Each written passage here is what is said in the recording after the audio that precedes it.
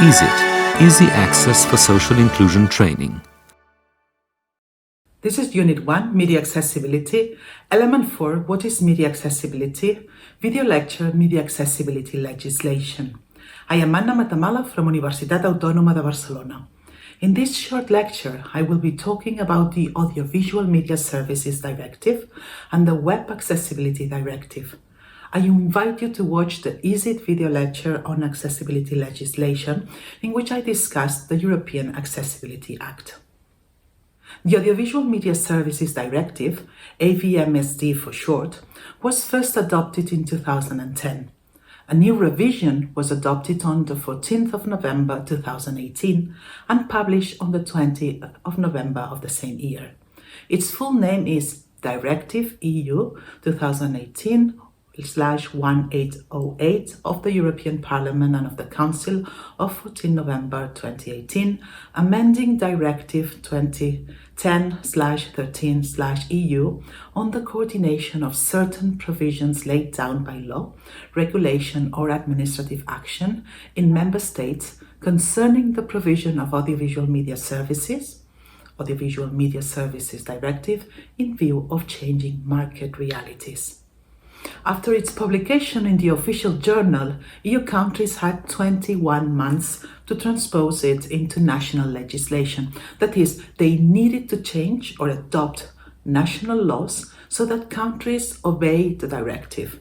The deadline was the 19th of September 2020. The Audiovisual Media Services Directive establishes a European Union level framework to coordinate national legislation on all audiovisual media, including traditional TV broadcasts, but also on-demand services and commercial communications such as TV ads. It focuses on different aspects, such as preserving cultural diversity, protecting children and consumers, safeguarding media pluralism, or combating racial and religious hatred. The previous version of the directive did not place much emphasis on media accessibility. The revised version includes improvements in relation to the accessibility of audiovisual media services. It also includes improvements in the prevention of discrimination on the grounds of disability in commercial audiovisual services. The toolkit for transposition prepared by the European Association ETF, European Disability Forum, provides a thorough explanation of these aspects. Article 7 of the AVMSD establishes that member states shall ensure that, and I quote, services provided by media service providers under their jurisdiction are made continuously and progressively more accessible to persons with disabilities through proportionate measures. A critical element here is how this continuously and progressively will be translated into specific percentages in the national laws. The same article establishes the need for media service providers to report to national regulatory authorities on the implementation of the measures adopted and encourages them to develop accessibility action plans that should be communicated to the same regulatory authorities. The access services that are mentioned in the directive include sign language, subtitling for the deaf and hard of hearing, spoken subtitles, and audio description. But the directive states that there may be more. Need not be limited to is the phrasing used. Another relevant European directive worth mentioning is Directive 2102, which focuses on web and mobile applications.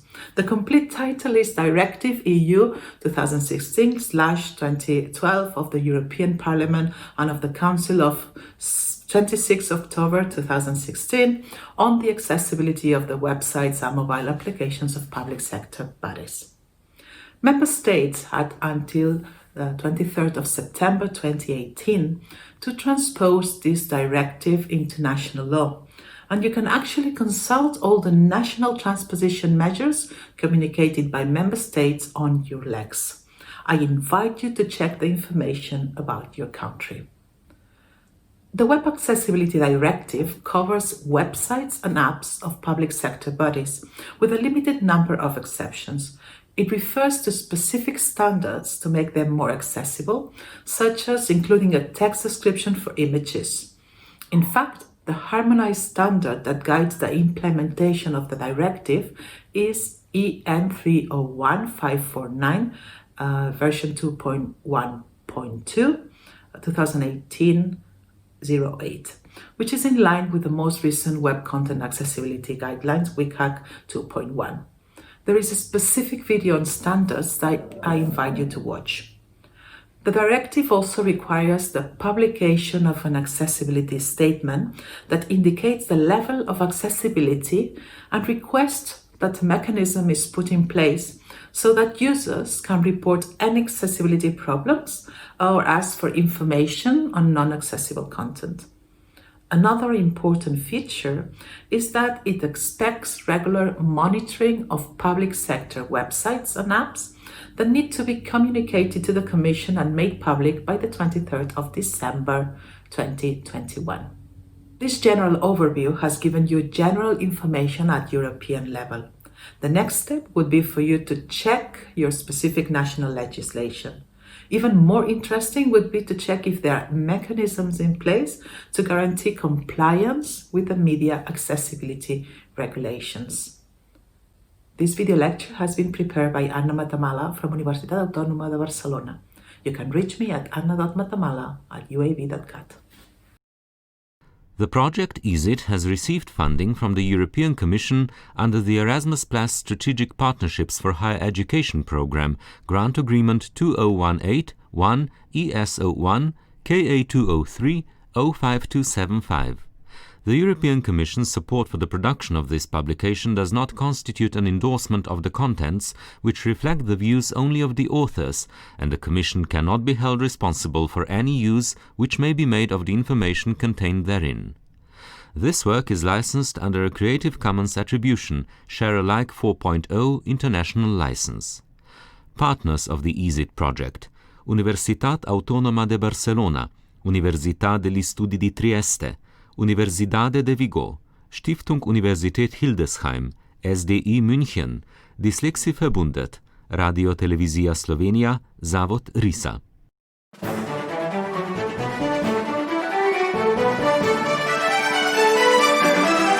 EASIT, Easy Access for Social Inclusion Training.